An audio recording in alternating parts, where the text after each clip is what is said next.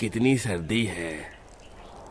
अरे इस जंगल में वैसे वो कहाँ ही रहती होंगी, इतनी सर्दी और बर्फ में तो अच्छी अच्छी जमकर मर जाए। लेकिन चलो फिर भी आवाज देकर देखते हैं। अरे बहनों, अरे हमारी 10 की 10 बहनों कहाँ हो, बहनों। दोनों आदमी ऐसे ही आवाज लगाने लगे कि तभी जड़ में बने घर से 10 बहुएं निकल आईं, जिन्हें पेड़ के अंदर से निकलता देख दोनों आदमी चौंक गए। अरे बहना, ये तुम कहाँ से निकल कर आई? अरे भैया ये सब छोड़ो, पहले आप दोनों अंदर आ जाओ, बाहर बहुत सर्दी है। 10 बहुएं उन आदमियों को घर के अंदर ले गईं, जहां उन्होंने उन्हें मुखिया जी की पत्नी का संदेश दिया और उन्हें चाय पीने को दी। चाय वगैरह पीने के बाद, अरे बहना, ये पेड़ की जड़ वाला घर तो बड़ा ही गर्मा गर्म है, बाहर पानी बरस रहा है और अंदर गर्मी, कहाँ से आया ये आइडिया?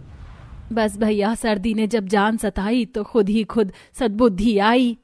ऐसे ही 10 बहुओं ने काफी देर उन आदमियों से बात की और फिर वो दोनों वहां से आ गए। बर्फबारी और ठंड से सारा मोहल्ला परेशान था। जब वो दोनों आदमी अपने मोहल्ले में आए तो उन्हें बहुत ज्यादा सर्दी लगी और उन्होंने गरीब बहुओं का जुगाड़ सभी मोहल्ले वालों को बता दिया। अरे भैया, अगर ऐसा है वो बहुएं ठंड की वजह से पेड़ की जड़ में ही रह रही हैं, तो चलो हम भी ऐसे ही रह लेते हैं।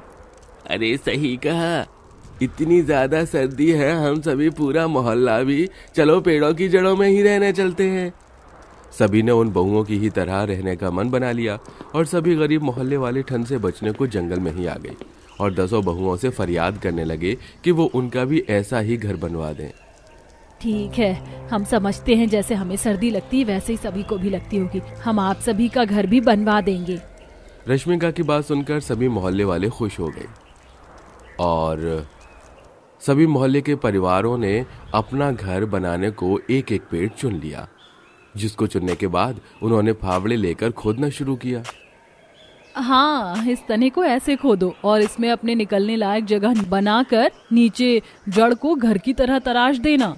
एक तरफ एक बहू मोहल्ले वालों से पेड़ खुदवा रही थी तो वहीं दूसरी तरफ, सुनिए पूनम जी, हम ये लकड़ी तो ले आए, अब इससे जरा फर्नीचर बनाना बता दीजिए।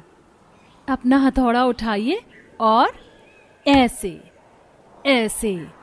10 बहुएं ऐसे ही अलग अलग कामों में लगी हुई थी। कोई पेड़ खोदना बताती तो कोई सामान बनाना और कोई सभी को खेती करना सिखा रही थी। ऐसे ही काफी देर तक चला। हालांकि सर्दी काफी ज्यादा थी, लेकिन काम में लगकर सभी की सर्दी दूर हो गई और शाम होते होते लगभग 10 से 12 पेड़ों में पूरे मोहल्ले वालों के घर बन गए। अरे बहनों और भाइयों, आपका बहुत बहुत शुक्रिया। अगर आप लोग ना होते तो हम मोहल्ले वाले तो